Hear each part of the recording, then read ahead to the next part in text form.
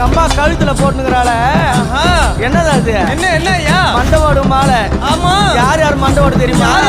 பாவம் செய்தவன், அநியாயம் செய்தவன், அக்கிரமம் செய்தவன், ஒருத்தர் அழிக்கணும்னு நினைச்சவன், போராப்பனை புடிச்சவன், அவங்கள